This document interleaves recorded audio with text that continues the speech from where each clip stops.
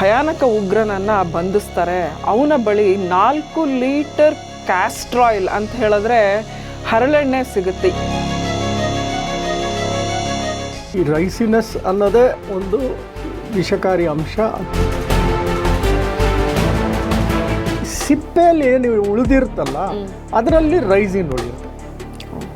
This is very. ನಮಸ್ಕಾರ ವೀಕ್ಷಕರೇ, ಸಂಯುಕ್ತ Karnataka YouTube ಚಾನಲ್ಗೆ ಸ್ವಾಗತ. ನಾನು ಶಾಂತಲಾ ಧರ್ಮರಾಜ್. ತಮಗೆಲ್ಲ ಗೊತ್ತಿರೋ ಹಾಗೆ ಇತ್ತೀಚೆಗೆ ಒಂದು ದೊಡ್ಡ ಸುದ್ದಿಯನ್ನು ನಾವೆಲ್ಲರೂ ನೋಡಿದ್ದೀವಿ, ಕೇಳಿದ್ದೀವಿ. ಅದು ಏನಪ್ಪ ಅಂತ ಹೇಳಿದ್ರೆ, ಗುಜರಾತ್ನ ಒಂದು ATS ಅಂದರೆ ಆ್ಯಂಟಿ ಟೆರರಿಸ್ಟ್ ಸ್ಕ್ವಾಡ್ ಏನಿದೆ, ATS ಅಂತ ಹೇಳ್ತಾರೆ, ಅವರು ಈ ಒಬ್ಬ ಭಯಾನಕ ಉಗ್ರನನ್ನು ಬಂಧಿಸ್ತಾರೆ. ಅವನ ಬಳಿ 4 ಲೀಟರ್ ಕ್ಯಾಸ್ಟರ್ ಆಯಿಲ್ ಅಂತ ಹೇಳಿದ್ರೆ ಹರಳೆಣ್ಣೆ ಸಿಗುತ್ತೆ. ಇದು ಯಾಕೆ ಹರಳೆಣ್ಣೆನ ಇವ ಬಳಸ್ತಿದ್ದಾನೆ ಅಂತ ಹೇಳ್ಕೊಂಡು ಅವರು ಅದರ ಮೂಲ ಅಂದರೆ ಆಳ ಪರಿಶೀಲಿಸ್ತಾ ಹೋದಾಗ ಗೊತ್ತಾಗುತ್ತೆ, ಹರಳಿನಿಂದ ಒಂದು ಪ್ರೋಟೀನ್ ರಿಸಿನ್ ಅಂತ ಏನಿದೆ ಅದನ್ನು ಬೇರ್ಪಡಿಸಿ ಅದನ್ನು ಬಯೋವೆನಮ್ ಅಂತ ಹೇಳಿದ್ರೆ ಜೈವಿಕ ವಿಷವಾಗಿ ಬಳಸೋದಕ್ಕೆ. ಈ ರಿಸಿನ್ ಏನಿದೆ, ಆ ಒಂದು ಪ್ರೋಟೀನನ್ನು ನಾವು ಬಳಸಿದ್ರೆ ಅದು ನೇರವಾಗಿ ಮಲ್ಟಿ ಆರ್ಗನ್ ಫೇಲ್ಯೂರ್ಗೆ ಕಾರಣವಾಗುತ್ತೆ ಅಂತ ಹೇಳ್ತಾರೆ ವೈದ್ಯರು. ಅದು ನಾನೇನು ವಿಜ್ಞಾನ ವಿಶ್ಲೇಷಕಳು ಅಥವಾ ತಜ್ಞಳು ಆಗಿಲ್ಲದೆ ಇರೋದ್ರಿಂದ ನನಗೆ ಅದ್ರ ಬಗ್ಗೆ ಅಷ್ಟು ಗೊತ್ತಿಲ್ಲ. ಸೊ ಈ ವಿಷಯದ ಬಗ್ಗೆ ಕೇಳೋಣ, ನಾವು ಹೆಚ್ಚಿನ ಮಾಹಿತಿಯನ್ನು ತಿಳ್ಕೊಳ್ಳೋಣ. ಈಗ ನಮ್ಮೊಂದಿಗಿದ್ದಾರೆ ಶ್ರೀ ಗಿರೀಶ್ ಲಿಂಗಣ್ಣ ಅವರು. ಗಿರೀಶ್ ಲಿಂಗಣ್ಣ ಅವರು ರಕ್ಷಣಾ ವಿಷಯದ ರಕ್ಷಣಾ ಚಿಂತಕರು ಅಂತ ನಾವು ಹೇಳಿದ್ರು, he can write everything under sun and moon ಅಂತ ಹೇಳಿದ್ರೆ ಆಡು ಮುಟ್ಟದ ಸೊಪ್ಪಿಲ್ಲ ಅಂತ ಗಿರೀಶ್ ಲಿಂಗಣ್ಣ ಅವ್ರು ಬರೆಯೋದ ಸಬ್ಜೆಕ್ಟೇ ಇಲ್ಲ ಅಂತ ಹೇಳ್ಬೋದು. ಇತ್ತೀಚಿನ ದಿನಗಳಲ್ಲಿ ಕನ್ನಡ ಇಂಗ್ಲೀಷ್ ಎರಡೂ ಪತ್ರಿಕೆಗಳಲ್ಲಿ ಅವರ ಒಂದು ಲೇಖನಗಳನ್ನು ತಾವು ನೋಡಿರ್ತೀರಿ. ಬನ್ನಿ ಅವರಿಂದ ಈ ಬಗ್ಗೆ ಹೆಚ್ಚಿನ ಒಂದು ಮಾಹಿತಿಯನ್ನು ತಿಳಿದುಕೊಳ್ಳೋಣ. ಸರ್ ನಮಸ್ಕಾರ. ಸರ್ ತಮಗೆ ಸಂಯುಕ್ತ ಕರ್ನಾಟಕ ಡಿಜಿಟಲ್ಗೆ ಸ್ವಾಗತ sir. Thank you madam. Sir thank you, ಭಾಳ ಥ್ಯಾಂಕ್ಸ್. ಸರ್, ನಮಗೆ ಈ ಹಿತ್ತಲ ಹೊನ್ನು ಅಂತ ನಾವು ಅಂದ್ಕೊಂಡಿದ್ವಿ. ಕ್ಯಾಸ್ಟರ್ ಸೀಡ್ ಅಂದರೆ ಹರಳಿನ ಒಂದು ಹರಳು, ನಾವು ಅದರಿಂದನೇ ಎಣ್ಣೆ ತಯಾರಿಸೋದು. ಇವಾಗ ಎಲ್ಲರ ಮನೆಯಲ್ಲೂ ಕಡ್ಡಾಯವಾಗಿ, ಎಸ್ಪೆಷಲಿ ದಕ್ಷಿಣ ಕರ್ನಾಟಕದ ಮಂದಿ ಅಂತೂ ತುಂಬ ಯಥೇಚ್ಛವಾಗಿ ಬಳಸ್ತೀವಿ ನಾವು. ಮಕ್ಕಳಿಗಿರ್ಬೋದು, ಹಿರಿಯರಿಗಿರ್ಬೋದು, ಎಲ್ರಿಗೂ ಬಳಸ್ತೀವಿ. ಇದರಲ್ಲಿ ಒಂದು ವಿಷಕಾರಿ ಅಂಶ ಇದೆ, ಅದನ್ನು ನಮಗೆ ದತ್ತೂರ ಅನ್ನೋದು ವಿಷಯ ಅನ್ನೋದು ಗೊತ್ತಿತ್ತು ಸರ್. ಆದರೆ ಹರಳಿನಲ್ಲೂ ಇರುತ್ತೆ ಇಂತಹ ಪ್ರೋಟೀನ್ ಅಂತ ಗೊತ್ತಿರಲಿಲ್ಲ. ತಾವು ದಯಮಾಡಿ ಈ ಜೈವಿಕ ವಿಷದ ಬಗ್ಗೆ, ಬಯೋವೆನಮ್ ಅಂತ ಏನು ಹೇಳ್ತಾರೆ, ಅದ್ರ ಬಗ್ಗೆ ಸ್ವಲ್ಪ ತಿಳಿಸ್ಕೊಡ್ಬೇಕು. ಮೇಡಮ್, ಇದು ಈ ಕ್ಯಾಸ್ಟರ್ ಸೀಡ್ಸ್ ಅವರ ಹರಳು ಬೀಜ ಅಂತ ಏನು ಕರಿತೀರಿ, ಅದನ್ನು botanical name are they call it as ricinus communis ಅಂತ ಕರೀತಾರೆ. ಸೊ ಈ ರೈಸಿನಸ್ ಅನ್ನೋದೇ ಒಂದು ವಿಷಕಾರಿ ಅಂಶ ಅದರಲ್ಲಿರೋದು. ಸೊ ಇದು ಅತಿ ಹೆಚ್ಚು ಈ ವಾರ್ಮ್ ಪ್ರದೇಶಗಳಲ್ಲಿ, ಅಂದರೆ ಈ ಭಾರತ, ಚೈನಾ, ಇಂಥ ಈಕ್ವೇಟರ್ ಸುತ್ತಲೂ ಇರುವಂಥ ಪ್ರದೇಶಗಳಲ್ಲಿ ಜಾಸ್ತಿ ಇದನ್ನು ಬೆಳೀತಾರೆ. ಇಂಡಿಯಾದಲ್ಲಿ ಅತಿ ಹೆಚ್ಚು ಬೆಳೆಯೋದೆಲ್ಲಪ್ಪ ಅಂದರೆ ಗುಜರಾತಲ್ಲಿ. ಗುಜರಾತ್ ಬಿಟ್ಟರೆ ನೆಕ್ಸ್ಟು ರಾಜಸ್ಥಾನ್ ಬಿಟ್ಟರೆ ನೆಕ್ಸ್ಟು ಆಂಧ್ರ ಪ್ರದೇಶ್. ಈ 3 ಕಡೆ ಅತಿ ಹೆಚ್ಚು ಬೆಳೀತಾರೆ. ಸೊ 90% ಉತ್ಪಾದನೆ ಕ್ಯಾಸ್ಟ್ರಾಲಿಗೆ ಬೇಕಾಗಿರುವಂಥ ಬೀಜಗಳು ಉತ್ಪಾದಿಸೋದು ಭಾರತದಲ್ಲೇ. ಸೊ ಭಾರತದಲ್ಲೇ ಆ 90% ಉತ್ಪಾದನೆ ನಾವು ಮಾಡ್ತೀವಿ ವಿಶ್ವಕ್ಕೆ ಬೇಕಾಗಿರೋಷ್ಟು. ಅದರಲ್ಲಿ 84% ಅಷ್ಟು ಚೈನಾದವರೇ ಅದನ್ನು ಕೊಂಡ್ಕೋತಾರೆ ನಮ್ಮಿಂದ. ಆಯಿತಾ? ಸೊ ಈ ಕ್ಯಾಸ್ಟರ್ ಸೀಡ್ಸ್ ಏನು ಮಾಡ್ತಾರೆ ಅಂದರೆ ಅದರಿಂದ ಕ್ಯಾಸ್ಟ್ರಾಲ್ ಮಾಡ್ತಾರೆ. ಕ್ಯಾಸ್ಟ್ರಾಲ್ ಅಫ್ಕೋರ್ಸ್ ನಿಮ್ಗೆ ಗೊತ್ತಿರ್ಬೋದು, ಹರಳೆಣ್ಣೆ it is used as A health laxative ಆಗಿ ಯೂಸ್ ಮಾಡ್ತಾರೆ. ಪೇಂಟಲ್ಲಿ ಬಳಸ್ಕೋತಾರೆ, ಕೆಲವು ಕೋಟಿಂಗ್ಸ್ಗಳು ಮಾಡ್ತಾರೆ, ಕೆಲವು ಮಾಯಿಶ್ಚರೈಸರ್ ಆಗಿ ಯೂಸ್ ಮಾಡ್ತಾರೆ, ಸ್ಕಿನ್ ಮಾಯಿಶ್ಚರೈಸರ್ ಆಗಿ. ಯೂಶಲಿ ಏನು ಮಾಡ್ತಾರೆ, ಕ್ಯಾಸ್ಟ್ರಾಲು, ಈ ಆಲ್ಮಂಡ್ ಆಯಿಲ್ ಮತ್ತು ಕೋಕೋನಟ್ ಆಯಿಲ್ ಮಿಕ್ಸ್ ಮಾಡಿದ್ರೆ it becomes A very hydro moisturising lotion ಅಂತಾರೆ, ಆ ಬಾಡಿಗೆ ಹಚ್ಬಿಟ್ರೆ ನೀವು. ಆಮೇಲೆ ಅದ್ರದ್ದು ಇನ್ನೊಂದು ಅಂಶ ಏನಪ್ಪ ಅಂದರೆ it absorbs the moisture inside the body, it retains. ಅಂದರೆ ಆ ಮಾಯಿಶ್ಚರ್ನ ಬಾಡಿ ಒಳಗೆ ರಿಟೇನ್ ಮಾಡೋ ಶಕ್ತಿ ಇದೆ ಅದಕ್ಕೆ ಕ್ಯಾಸ್ಟ್ರಾಲ್. ಸೊ ಕ್ಯಾಸ್ಟ್ರಾಲ್ ಇಸ್ ಭಾಳನೇ ಉಪಯುಕ್ತವಾದ ಒಂದು ವಸ್ತು. ಬಟ್ ಅದರಲ್ಲಿ ಈ ಕ್ಯಾಸ್ಟ್ರಾಲಲ್ಲಿ ಏನಾಗುತ್ತೆ ಅಂದರೆ, ಈ ಕ್ಯಾಸ್ಟ್ರಾಲಲ್ಲಿ ರೈಸಿನಿಸ್ ಅಂತ ಒಂದು ಅತಿ ವಿಷಕಾರಿ ಅಂಶ ಇರ್ತದೆ. ಕ್ಯಾಸ್ಟ್ರಾಲಲ್ಲಿ ಬರಲ್ಲ ಅದು. ಕ್ಯಾಸ್ಟ್ರಾಲಲ್ಲಿ ಭಾಳ ಉಪಯುಕ್ತವಾದ ವಸ್ತು ಅಂದರೆ ರಿಸೋನಲಿಕ್ ಆ್ಯಸಿಡ್ ಅಂತ ಬರುತ್ತೆ. This gives the properties of Castrol. ನಾನು ಏನೇನು ಹೇಳಿದ್ನೋ ಆ ರಿಸೋನಲಿಕ್ ಆ್ಯಸಿಡ್ ಅನ್ನೋದು ಕ್ಯಾಸ್ಟ್ರಾಲಲ್ಲಿ ಇರುತ್ತೆ. ಅದು ಭಾಳ ಉಪಯುಕ್ತವಾದ ಫ್ಯಾಟಿ ಆ್ಯಸಿಡ್ ಅಂತ ಕರೀತಾರೆ. ಫ್ಯಾಟಿ ಅಂದರೆ ನೀರು, ಕೊಬ್ಬಿನ ಅಂಶ, ಆಯಿಲ್ ಎಲ್ಲ ಇರುವಂಥ ಅಂಶ. ಈ ಸಿಪ್ಪೆಯಲ್ಲಿ ಏನು ಉಳಿದಿರುತ್ತಲ್ಲ ಅದರಲ್ಲಿ ರೈಸಿನ್ ಉಳಿಯುತ್ತೆ. This is very dangerous. ಅಂದರೆ ಆ ಸಿಪ್ಪೆ ಯಾವಾಗ ನಾವು ಕ್ಯಾಸ್ಟ್ರಾಲ್ನ ತೆಗೆದು ಬಿಡ್ತೀವಿ ಅದರೊಳಗೆ ಇದು ಹೋಗಲ್ಲ. ಯಾವುದು ಈ ರೈಸಿನ್ ಹೋಗೋದೇ ಇಲ್ಲ ಕ್ಯಾಸ್ಟ್ರಾಲ್ ಒಳಗೆ. ಬರೇ ಉಳಿದಿದ್ದ ಸಿಪ್ಪೆಗಳಿರ್ತಾವಲ್ಲ, ದಟ್ ಈಸ್ ವೆರಿ ಡೇಂಜರಸ್. ಅದನ್ನು ಏನು ಮಾಡ್ತಾರೆ ಅಂದರೆ, ಈ ಟೆರರಿಸಮ್, ಅಫ್ಕೋರ್ಸ್ ನಾನು ಕಂಪ್ಲೀಟ್ ಹೇಳಲ್ಲ ಪ್ರೋಸೆಸ್ಸು. ಯೂಶಲಿ ಏನು ಮಾಡ್ತಾರೆ ಅಂದರೆ ಅದನ್ನು ಒಂದು ಆ್ಯಸಿಡಿಕಲ್ಲಿ ವಾಶ್ ಮಾಡ್ತಾರೆ. ಅದು ವಾಶ್ ಮಾಡೋದು ಆ ನೀರು ಶೇಖರಿಸ್ತಾರೆ. ಅದಕ್ಕೆ ಒಂದು ಆಲ್ಕಲಿನ್ ಅಂದರೆ ಒಂದು ಕೆಲವು ಸಾಲ್ಟ್ಸ್ ಹಾಕಿದ ತಕ್ಷಣ ಏನಾಗುತ್ತೆ, ಆ ರೈಸಿನೆಲ್ಲ ಹೀರ್ಕೊಂಡು ಕ್ಲಮ್ಸ್ ಥರ ಆಗಿ ಕೆಳಗಡೆ ಬೀಳುತ್ತೆ ನೀರೊಳಗೆ. ಅದು ಒಂದು ಗಟ್ಟಿಯಾಗಿ ಕೆಳಗಡೆ ಬರುತ್ತೆ. ಅದನ್ನು ಅವರು ಬಳಸ್ತಾರೆ. ಈ ಬಯಾಲಜಿಕಲ್ ವೆಪನ್ ಆಗೋ ಈ ಕೆಮಿಕಲ್ ವೆಪನ್ ಆಗೋ ಬಳಸ್ತಾರೆ. ಅದು ಆ್ಯಕ್ಚುಲಿ ಏನು ಮಾಡ್ತಾರೆ ಅಂದರೆ, ಅದನ್ನು ಪುಡಿ ಮಾಡಿದ್ರೆ, ಅಂದರೆ ಈ ಪೌಡ್ರ್ ಥರ ಇದ್ದರೆ ಅದು ಏನಾರು ಈ ಗಾಳಿಗೆ ಹಾರಿದ್ರೆ ಇಟ್ ಕ್ಯಾನ್, ಆ ಬ್ರೀದ್ ಮಾಡಿದ ತಕ್ಷಣ ಏನಾಗುತ್ತೆ ಅಂದರೆ ಮನುಷ್ಯ ವಾಂತಿ ಆಗುತ್ತೆ, ಜ್ವರ, ಕೆಮ್ಮು ಸ್ಟಾರ್ಟ್ ಆಗುತ್ತೆ, ಲಂಗ್ಸ್ ಇಟ್ಕೊಳ್ಳುತ್ತೆ, ಹಾಗೆ ಸತ್ತೋಗ್ತಾನೆ. ಅದು ಏನಂದರೆ it kills the protein in the cell. Proteins ಇರುತ್ತಲ್ಲ, ಆ ಸೆಲ್ ಒಳಗಿರೋ ಪ್ರೋಟೀನ್ಸ್ನ ಅಟ್ಯಾಕ್ ಮಾಡುತ್ತೆ. ನಮ್ಮ ಮಾನವ ಶರೀರದ ಜೀವಕೋಶ ಅಟ್ಯಾಕ್ ಮಾಡುತ್ತೆ. ಆ ಪ್ರೋಟೀನ್ಸ್ ಯಾವಾಗ ಸೆಲ್ಲಿಂದ ಅಟ್ಯಾಕ್ ಮಾಡುತ್ತೋ ಆ ಸೆಲ್ಗಳು ಸಾಯಕ್ಕೆ ಶುರು ಮಾಡುತ್ತೆ. ಆ ಸೆಲ್ ಸತ್ತಿದ ತಕ್ಷಣ ಮನುಷ್ಯನಿಗೆ ಈ ಥರ ಎಲ್ಲ ಕೆಮ್ಮು, ಈ ಥರ ವಾಂತಿ, ನಾಸಿಯಾ ಎಲ್ಲ ಸ್ಟಾರ್ಟ್ ಆಗಿ ಅವನ ಹಾಗೆ ಸತ್ತೋಗ್ತಾನೆ. ಸೊ ಇದು ಗ್ರೇಡ್ 2 ಬಯಾಲಜಿಕಲ್ ವೆಪನ್ ಅಂತಾರೆ. ಈ ಗ್ರೇಡ್ 2 ಅಂದರೆ ಏನಂದರೆ ಅದು ಸ್ಪ್ರೆಡ್ ಆಗಲ್ಲ. ಆ ಒಂದು ಏರಿಯಾ ಎಲ್ಲಿ ಒಂದಷ್ಟುದ್ದ ಅವ್ರು ಅದನ್ನು ಬಳಸ್ತಾರೋ ಅಲ್ಲಿ ಅಷ್ಟು ಜನ ಸಾಯ್ತಾರೆ. ಸೊ ಯೂಶಲಿ ನಮಗೆ ಅಂಗಡಿಗಳಲ್ಲಿ ಸಿಗುವಂಥ ಹರಳೆ ಬೀಜಗಳಲ್ಲಿ ಈ ರೈಸಿನ್ ಇರಲ್ಲ. ಅದನ್ನೆಲ್ಲ ಎಕ್ಸ್ಟ್ರಾಕ್ಟ್ ಮಾಡಿ ತೆಗೆದೇ ನಮ್ಗೆ ಇಲ್ಲಿ ಮಾರಾಟಕ್ಕೆ ಕೊಡೋದು. ಸೊ ಇಲ್ಲ ಅಂದರೆ ಎಲ್ಲರೂ ಅದನ್ನು ಬಳಸೋಕೆ ಶುರು ಮಾಡಿ ಅದನ್ನು ಪ್ರಯೋಗ ಮಾಡೋದು, ಇನ್ಯಾರ ಮೇಲೋ ಪ್ರಯೋಗ ಮಾಡೋದು, ಅಂಥವೆಲ್ಲ ಆಗೋದು. Usually commercial available castor seeds, castor ಸೀಡ್ಸ್ಗಳಲ್ಲಿ ಆ ರೈಸಿನ್ನ ತೆಗೆದುಬಿಟ್ಟಿರ್ತಾರೆ. ಯಾರೂ ರೈಸಿನ್ ಇಟ್ಕೊಂಡು ಮಾರಲ್ಲ.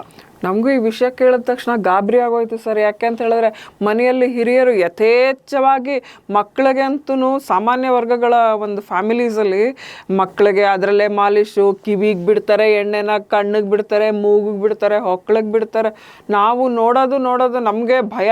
ಈ ನಮ್ಮ ತಲೆಮಾರಿನವ್ರಿಗೆ ಸ್ವಲ್ಪ ಭಯ. ಆದರೆ ಹಿರಿಯರಿಗೆ ಅದೇನಿಲ್ಲ, ತುಂಬ ಲೀಲಾಜಾಲವಾಗಿ. ಆಮೇಲೆ ಈ ಉಗ್ರನ ಹತ್ರ ಬೇರೆ 4 ಲೀಟ್ರ್ ಎಣ್ಣೆ ಸಿಗ್ತಾ, ನನಗೆ ಫುಲ್ ತಲೆ ಬಿಸಿ ಶುರುವಾಯಿತು. ಏನಪ್ಪ ಇದು ಹೀಗಾದ್ರೆ ನಮ್ಗಳ ಕತೆ ಅಂತ ಹೇಳ್ಬಿಟ್ಟು. ದಟ್ ಈಸ್ ಬಿಕಾಸ್ ಅದರಲ್ಲಿರುವಂಥ ಒಂದು ಹೈಡ್ರಾಕ್ಸಿಲ್ ಪ್ರಾಪರ್ಟೀಸ್ ಅಂತಾರೆ. ಅಂದರೆ ಒಂದು ಸ್ಟೇಬಲ್ ಆಗಿರುತ್ತೆ ಅದು. ಅಂದರೆ ಬಿಸಿ ಮಾಡಿದ್ರು ಅದು ಅದೇ ಅವನು ಅದನ್ನೆಲ್ಲ ಎಕ್ಸ್ಟ್ರಾಕ್ಟ್ ಮಾಡಿದಾನೆ. ಕ್ಯಾಸ್ಟ್ರಾಲ್ ಅಲ್ಲಿ ನಿಮ್ಗೆ ಅದು ಬರಲ್ಲ, ರೈಸಿನ್ ಬರಲ್ಲ. ಮೆನ್ ಎಕ್ಸ್ಟ್ರಾಕ್ಟ್ ಕ್ಯಾಸ್ಟ್ರಾಲ್, ರೈಸಿನ್ ಬರೋದೇ ಇಲ್ಲ. ಆ ಉಳಿದಿರೋ ಸ್ಕಿನ್ ಅಲ್ಲಿ ಹೊಟ್ಟು. But that also has different process to extract ricin. ಸುಮ್ಮನೆ ಹೋಗಿ ನಾವು ಅದನ್ನ ಇಟ್ಕೊಂಡು ಉಜ್ಬಿಟ್ರೆ ರೈಸಿನ್ ಆಚೆ ಬರಲ್ಲ. ಅವ್ರ ಹತ್ರ ಕೋಲ್ಡ್ ಪ್ರೆಸ್ ಎಲ್ಲ ಸಿಕ್ಕಿದೆಯಂತ ಆ ಥರದ್ದು ಇನ್ನೂ ತೆಗ್ದಿರ್ತಾರೆ. ಆಯಿಲ್ ತೆಗೆದು ದೇ ವುಡ್ ಹ್ಯಾವ್ ನೋನ್ ಆ ಸೀಡ್ಸ್ ಇಟ್ಕೊಂಡು ಹೇಗೆ ಮಾಡಿ. ಯಾಕಂದ್ರೆ ಇದು 1880s ಜರ್ಮನ್ಸ್ ಅದನ್ನು ಯೂಸ್ ಮಾಡ್ತಾರೆ. ಈ ರೈಸಿನ್ ಬಯೋಕೆಮಿಕಲ್ ವೆಪನ್ ಆಗಿ ಯೂಸ್ ಮಾಡ್ತಾರೆ. 1880ಲೇ ಶುರು ಮಾಡ್ತಾರೆ ಈ ರೈಸಿನ್ ಯೂಸ್ ಮಾಡಕ್ಕೆ. They are the first to use ricin for the biological weapons. So ಇದು ಆಗ್ಲಿಂದನೂ ಇದನ್ನ ಯೂಸ್ ಮಾಡ್ತಾರೆ. ಬಟ್ ಅದಕ್ಕೆ ಆದ ಒಂದು ಪ್ರೊಸೀಜರ್ ಇದೆ. ಪ್ರಾಬಬ್ಲಿ ಆ ಪ್ರೊಸೀಜರ್ ಈ ಒಂದು ಪ್ಲಾಟ್ಫಾರ್ಮ್ಗಳಲ್ಲಿ ಸೋಷಿಯಲ್ ಮೀಡಿಯಲ್ಲಿ ಡಿಸ್ಕಸ್ ಮಾಡೋದು ಅದು ಅಷ್ಟು ಒಳ್ಳೇದಲ್ಲ. ಇಲ್ಲ ನಮಗೆ ಜನಸಾಮಾನ್ಯರಿಗೆ ಒಂದು ಭಯ ಏನ್ ಶುರುವಾಗಿತ್ತು ಅದನ್ನ ತಮ್ಮ ಕಡೆಯಿಂದ ಕ್ಲಿಯರ್ ಮಾಡ್ಕೋಬೇಕು. It's clear. Castrol is A very good oil. ಅಂದರೆ ಅದು ಏನಪ್ಪ ಅಂದರೆ ಈ ವೆಜಿಟೇಬಲ್ ಆಯಿಲ್ ಅಂದರೆ ಅಡುಗೆಗೆ ಬಳಸಿರೋ ಆಯಿಲಲ್ಲಿ ಕ್ಯಾಸ್ಟ್ರಾಲ್ ಭಾಳ ಕಮ್ಮಿನೇ ಸಿಗೋದು. ಒಂದು 0.1% ಅಷ್ಟೇ ಜನ ಯೂಸ್ ಮಾಡೋಕ್ಕಾಗೋದು. ಇನ್ನು ಮಿಕ್ಕಿದೆಲ್ಲ ಬೇರೆ ಬೇರೆ ಆಯಿಲ್ಗಳು ಬರುತ್ತೆ, ವೆಜಿಟೇಬಲ್ ಆಯಿಲ್ಸ್. ಕ್ಯಾಸ್ಟ್ರಾಲ್ದು ಇದು ತಗೊಂಡ್ರೆ ಇಟ್ಸ್ ಮ್ಯಾಕ್ಸಿಮಮ್ 0.1, ಅಫ್ಕೋರ್ಸ್ ತಲೆಗೆ ಯೂಸ್ ಮಾಡ್ತಾರೆ because it absorbs the moisture very well.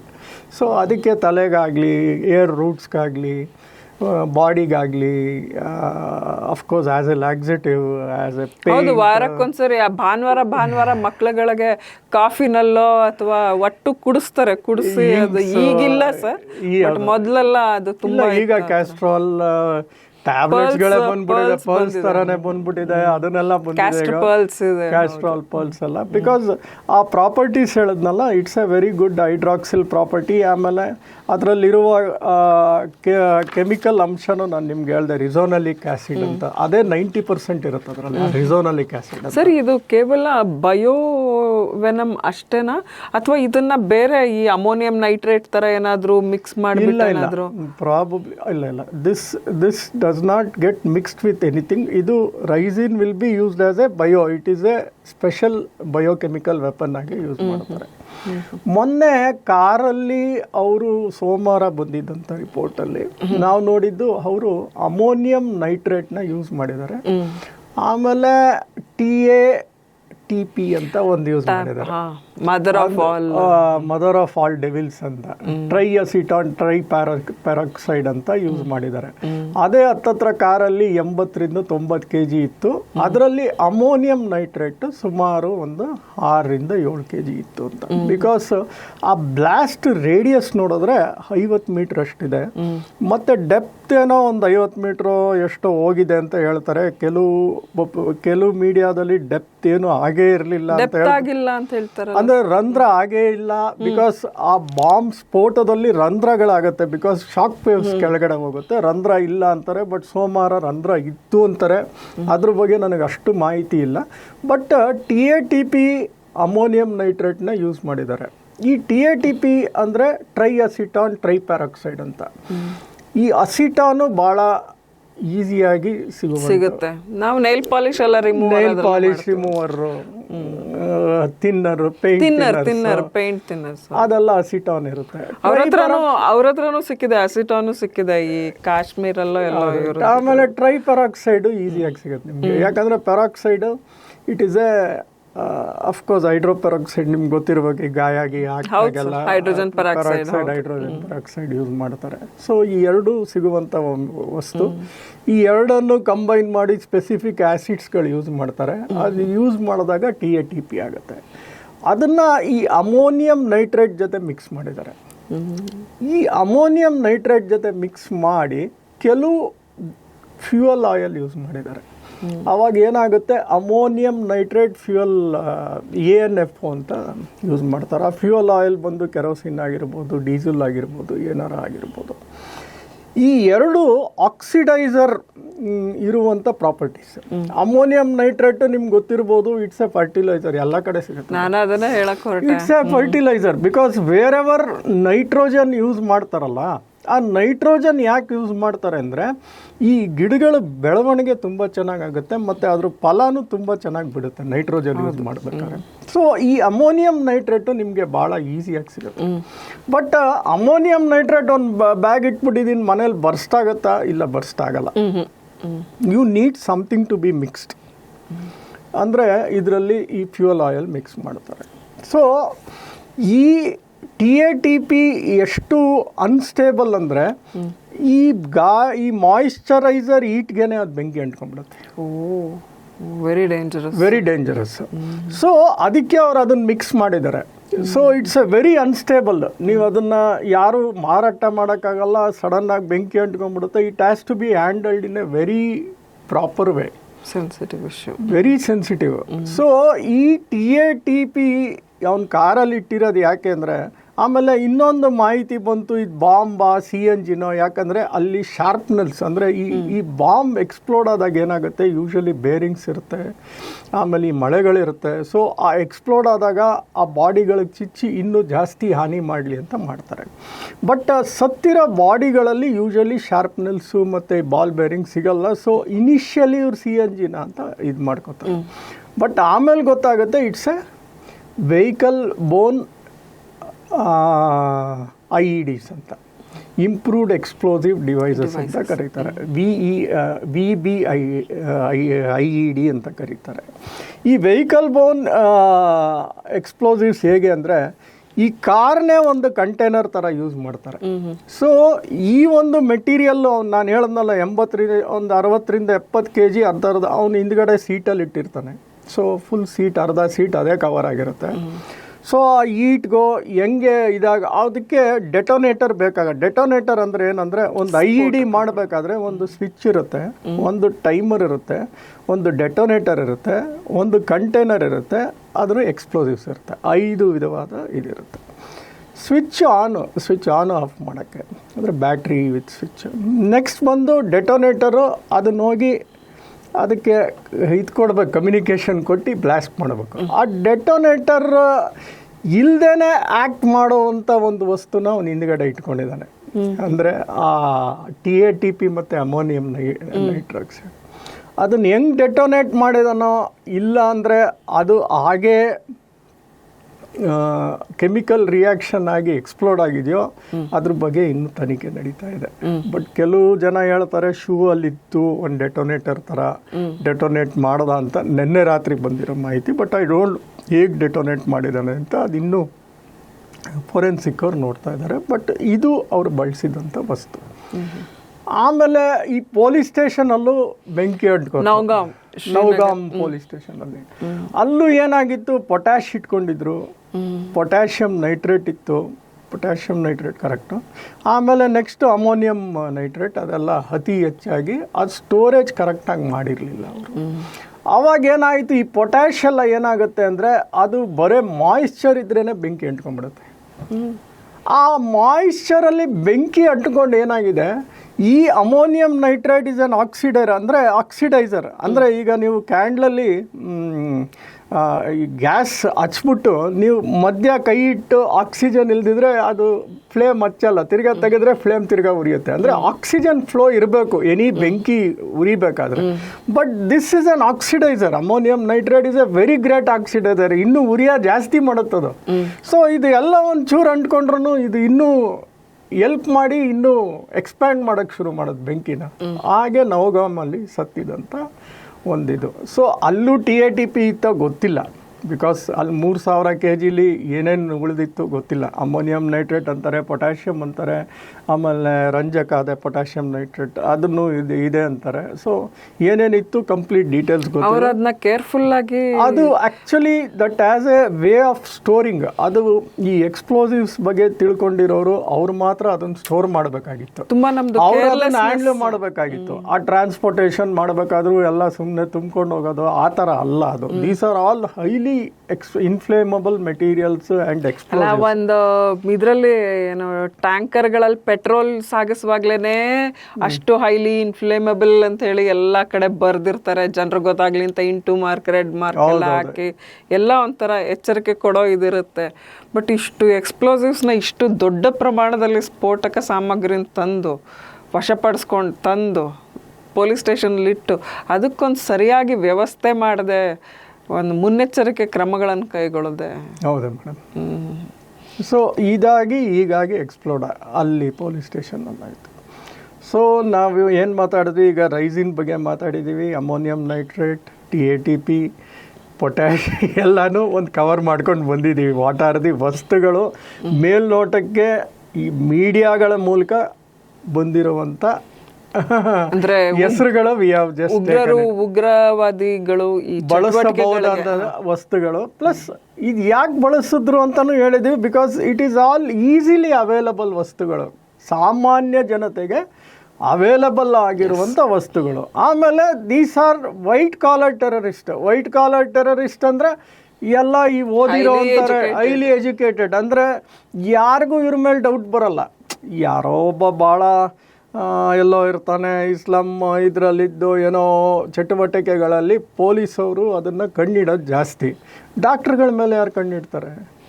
ಅವರಿಗೆ ಲ್ಯಾಬ್ ಇದು ಈಸಿಯಾಗಿ ಸಿಗುತ್ತೆ ಡಾಕ್ಟ್ರುಗಳ ಮೇಲೆ. ಆಮೇಲೆ ಈ ಸಾಫ್ಟ್ವೇರ್ ಇಂಜಿನಿಯರ್ಸ್ಗಳನ್ನ ಇಟ್ಕೊಂಡು ಈ ಟೆಲಿಗ್ರಾಮ್ ಮೂಲಕ ಈ ಒಂದು ಕಮ್ಯುನಿಕೇಷನ್ ಮಾಡೋದು, these are all highly encrypted messages. ಅದು ಅಷ್ಟು ಈಸಿಯಾಗಿ ಡಿಕೋಡು ಮಾಡೋಕ್ಕಾಗಲ್ಲ, ಇಂಟರ್ಸೆಪ್ಟು ಮಾಡೋಕ್ಕಾಗಲ್ಲ. ಸೊ ಈ ಸಾಫ್ಟ್ವೇರ್ ಇಂಜಿನಿಯರ್ಸ್ಗಳನ್ನ ಬಳಸ್ಕೋತಾರೆ, ಇಲ್ಲ ಕಾಲೇಜ್ ಪ್ರೊಫೆಸರ್ಸ್ಗಳನ್ನ ಬಳಸ್ಕೋತಾರೆ. ಸೊ ಇವ್ರ ಬಗ್ಗೆ ಯಾವುದೇ ವಿಧವಾದ ಸಂಶಯನೇ ಬರಲ್ಲ. So they all have used white collar terrorist. ಅಷ್ಟು ಈಸಿಯಾಗಿ ನಾವು ಇಂಟೆಲಿಜೆನ್ಸ್ನು ಬ್ಲೇಮ್ ಮಾಡೋಕ್ಕಾಗಲ್ಲ, ನೀವು ಕಂಡುಹಿಡಿಯೋಕ್ಕಾಗಲಿಲ್ಲ ಇವ್ರನ್ನ ಅಂತ.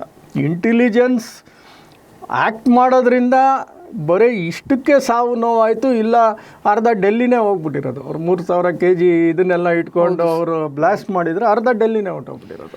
ಸರ್, ಈ ಬಯೋವೆನಮ್ಸ್ ಇರುತ್ತಲ್ಲ, ಅಂದರೆ ಜೈವಿಕ ವಿಷಗಳು, ಇದಕ್ಕೆ ಏನಾದರೂ ಈ ಆ್ಯಂಟಿಡೋಟ್ಸ್ ಆ ಥರದ್ದು ಇದಕ್ಕೆ ರೈಸಿನಿಗೆ ಮಾತ್ರ ಆ್ಯಂಟಿಡೋಟ್ಸ್ ಇಲ್ಲ. It is very clear.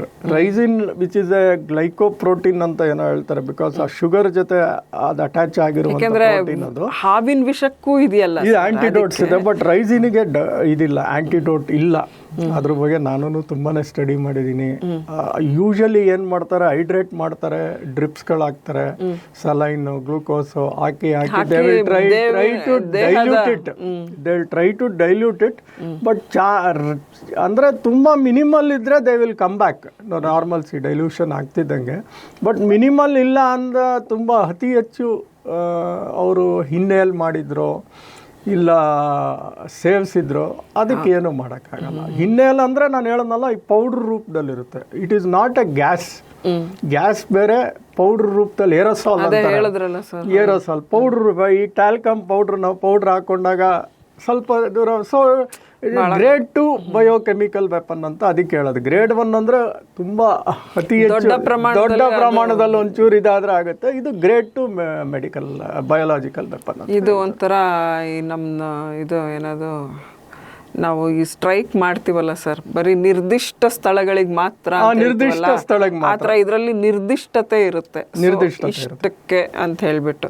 So spread ಆಗಲ್ಲ ಅದು, ಆ ಒಂದು ಪರ್ಟಿಕ್ಯುಲರ್ ಇದಕ್ಕೆ ಪ್ರಿಸಿಷನ್ ಇದ್ದಂಗೆ ಅದೊಂಥರ ಆ ಥರ ಇರುತ್ತೆ ಅಂತ ಹೇಳ್ಬಿಟ್ಟು. ಸರ್, ಜನರು ಯಾವ ತರಹ ಒಂದು ವೇಳೆ ಇಂತಹ ಒಂದು ಸಂದರ್ಭನ ಎದುರಿಸ್ಬೇಕಾಗಿ ಬಂದರೆ ಜನರಿಗೆ ಏನು ಮುನ್ನೆಚ್ಚರಿಕೆ ವಹಿಸ್ಬೇಕಾಗುತ್ತೆ ಸರ್? ಜನರುಗಳಿಗೆ ಏನಂದರೆ ಓನ್ಲಿ ಅಬ್ಸರ್ವೇಷನ್ ಮೇಡಮ್. ಈ ತರ ವೈಟ್ ಕಾಲರ್ ಟೆರರಿಸಮ್ ಅಲ್ಲಿ ಅವರ ದಿನನಿತ್ಯ ಪೊಲೀಸರು, ಅಡ್ಮಿನಿಸ್ಟ್ರೇಷನ್ ಎಲ್ಲರೂ ಮುನ್ನೆಚ್ಚರಿಕೆ ಅಂದ್ರೆ ನಾನು ಏನು ಹೇಳ್ತೀನಿ ಅಂದ್ರೆ, ಅಫ್ಕೋರ್ಸ್ ನಮ್ಮಲ್ಲಿರೋ ಪೊಲೀಸ್ ಟೀಮಲ್ಲೂ ಭಾಳನೇ ಕಮ್ಮಿ ಜನ ಇದ್ದಾರೆ. ಒಂದು 100,000 ಜನ ಪೊಲೀಸು ಇಲ್ವೇನೋ ನಮ್ಮ ಇದರಲ್ಲಿ. 140 ಕೋಟಿ ಜನದಲ್ಲಿ ಯಾರು ಎಲ್ಲಿ ಏನು ಮಾಡ್ತಾ ಇದ್ದಾರೆ ಅನ್ನೋದೇ ಒಂದು ದೊಡ್ಡ ಚಾಲೆಂಜು. ಈ ಒಂದು ಇನ್ಫ್ರಾಸ್ಟ್ರಕ್ಚರಲ್ಲೂ ಇಷ್ಟೊಂದು ಕಾಪಾಡ್ಕೊಂಡು ಬಂದಿದ್ದಾರೆ ನಮ್ಮನ್ನು. ಸೊ ಅದಕ್ಕೆ we have to be very thankful. But ನಾನೇನು ಹೇಳ್ತೀನಿ ಅಂದರೆ, every day there is a technological advancement in terrorism. ತುಂಬಾ ಟೆಕ್ನಾಲಜಿಕಲಿ ಅಡ್ವಾನ್ಸ್ ಆಗ್ತಾ ಇದ್ದಾರೆ. ಈಗ cyber crime is also type of terrorism. ಇದ್ದಕ್ಕಿದ್ದಂಗೆ ಬರೋ ದುಡ್ಡೆಲ್ಲ ಹೋಗುತ್ತೆ, ಇದ್ದಕ್ಕಿದ್ದಂಗೆ ಹ್ಯಾಕ್ ಮಾಡ್ತಾರೆ, ಸಿಸ್ಟಮ್ಸ್ ಹ್ಯಾಕ್ ಮಾಡ್ತಾರೆ. ಕೊನೆಗೆ ಮೊನ್ನೆ ಎಲ್ಲ ಬ್ರಹ್ಮೋಸ್ ಮಿಸೈಲ್ಸ್ ಹ್ಯಾಕ್ ಮಾಡಿದ್ರು, HALನ ಹ್ಯಾಕ್ ಮಾಡೋಕ್ಕೆ ಟ್ರೈ ಮಾಡ್ತಾರೆ, all India institute of medical ಸೈನ್ಸಲ್ಲಿ ಹ್ಯಾಕ್ ಮಾಡ್ತಾರೆ. ಯಾಕಪ್ಪ all India institute of medical ಸೈನ್ಸಲ್ಲಿ ಹ್ಯಾಕ್ ಮಾಡ್ತಾರೆ? ಬಿಕಾಸ್ ಎಲ್ಲ ದೊಡ್ಡವ್ರು ಅಲ್ಲೇ ಹೋಗೋದು, ಅವ್ರದ್ದು ಇಡೋ ಪರ್ಸನಲ್ ರೆಕಾರ್ಡ್ಸ್ ಎಲ್ಲ ಇಟ್ಕೊಂಡು ಅವ್ರನ್ನ ಬ್ಲ್ಯಾಕ್ ಮೇಲ್ ಮಾಡೋಕ್ಕೆ ಟ್ರೈ ಮಾಡ್ತಾರೆ. So every day there is A improvement. ಈ ಮೊಬೈಲಲ್ಲಿ ಹೇಗೆ ಸಾಫ್ಟ್ವೇರ್ ಅಪ್ಡೇಟ್ಸ್ ಆಗ್ತಿದೆಯೋ, ಟೆಕ್ನಾಲಜಿಕಲಿ ಈ ಟೆರರಿಸ್ಟ್ ಆಕ್ಟಿವಿಟೀಸ್ ಅಪ್ಡೇಟ್ ಮಾಡ್ಕೋತಾನೆ ಇದ್ದಾರೆ. ಸೊ ಈ ಅಪ್ಡೇಷನ್ಗೆ ನಮ್ಮ ಒಂದು ಪೊಲೀಸ್ ಅವರಲ್ಲೂ ಅಷ್ಟೇ ವೇಗವಾಗಿ ಅಪ್ಡೇಷನ್ ಆಗಬೇಕಾಗ್ತದೆ. ಬಟ್ ಇಲ್ಲಿರೋ ಸ್ಟಾಫೇ ತುಂಬ ಕಮ್ಮಿ. ಆ್ಯಂಡ್ ಮ್ಯಾಕ್ಸಿಮಮ್ ಸ್ಟಾಫು ಆ ಪೊಲಿಟಿಷಿಯನ್ ಮನೆಯವ್ರನ್ನ ಕಾಯೋದು, ಅವ್ರನ್ನ ಕರ್ಕೊಂಡೋಗೋದು, ಇದಕ್ಕೆ ನಾವು ಬಳಸ್ತೀವಿ ಇಂಟೆಲಿಜೆನ್ಸ್ನ. ಮತ್ತು ಈ ಒಂದು ಟ್ರೈನಿಂಗ್ ಕೊಡೋದು ತುಂಬಾ ಕಮ್ಮಿ ಆಗಿದೆ ನಮ್ಮ ಭಾರತದಲ್ಲಿ. ಸೊ ಏನು ಮಾಡಬೇಕಾಗತ್ತೆ ಅಂದರೆ ಈ ಸಂದರ್ಭಗಳಲ್ಲಿ ಔಟ್ಸೋರ್ಸ್ ಮಾಡಬೇಕಾಗ್ತದೆ. That has a positive and negative effects, but we need people who is technologically advanced. ಈಗ ಜನ್ಸೆಡ್ ಕಿಡ್ಸ್ಗಳು ನೋಡಿದ್ರೆ ಎಷ್ಟು ಫಾಸ್ಟಾಗಿ ಅಡ್ವಾನ್ಸ್ ಆಗ್ತಾ ಇದ್ದಾರೆ technologically. We need to employ such technologically advanced people to hack such things. ಇಲ್ಲದೆ ಹೋದರೆ ಎಲ್ಲೋ ಒಂದು ಕಡೆ terrorist will take over this ಇದಾಗುತ್ತೆ, ಏನೋ ಸಿಚುವೇಶನ್ ಆಗುತ್ತೆ. So we have to be very careful ಅಂತ ನಾನು ಹೇಳ್ತೀನಿ. ಸೊ ಹಾಗಾಗಿ ಇವಾಗ ಜನಸಾಮಾನ್ಯರು ಬಳಸುವಂಥ ಒಂದು ಹರಳಿನ ಏನು ಬೀಜಗಳಲ್ಲಿ ಯಾವುದೇ ಏನು ಭಯ ಇಲ್ಲ. ಅದ್ರ ಬಗ್ಗೆ ನಾವೇನು ಆತಂಕ ಬೇಕಿಲ್ಲ, ಅದ್ರ ಬಗ್ಗೆ ಯೋಚನೆ ಬೇಕಿಲ್ಲ ಅಂತ ಹೇಳ್ಬಿಟ್ಟು. ಆದ್ರೂ ನಾವು ಎಚ್ಚರಿಕೆ, ಯಾಕೆಂತ ಹೇಳಿದ್ರೆ ಏನು ಆಪಲ್ ಅಂತ ಹೇಳಿದ್ರೆ ಸೇಬಿನ ಬೀಜಗಳಲ್ಲೂ ವಿಷ ಇದೆ ಅಂತ ಹೇಳ್ಬಿಟ್ಟು ಹೇಳ್ತಾರೆ. ಸೊ ವಿಷ ಅನ್ನೋದು ಎರಡರಲ್ಲೂ ಇರುತ್ತೆ, ನಾವು ಅದನ್ನ ಹೇಗೆ ಬಳಸ್ತೀವಿ ಅನ್ನೋದ್ರ ಮೇಲೆ ಆದಷ್ಟು ಎಚ್ಚರಿಕೆಯಿಂದ ನಾವು ಏನನ್ನೇ ಅದ್ರ ಬಗ್ಗೆ ನಾಲೆಜ್ ಇರೋಷ್ಟು ಒಳ್ಳೇದು, ತಿಳ್ಕೊಂಡಿರೋಷ್ಟು ಒಳ್ಳೇದು ಅಂತ ಹೇಳಿ ಹೇಳ್ತಾ ಇದ್ದೀರಿ. ಸೊ ಧನ್ಯವಾದಗಳು ಸರ್, ತಾವು ನಮ್ಮ ಸ್ಟುಡಿಯೋಗೆ ಬಂದು ಇಷ್ಟೆಲ್ಲ ಮಾಹಿತಿಯನ್ನು ನೀಡಿದ್ದಕ್ಕೆ ಧನ್ಯವಾದಗಳು ಸರ್.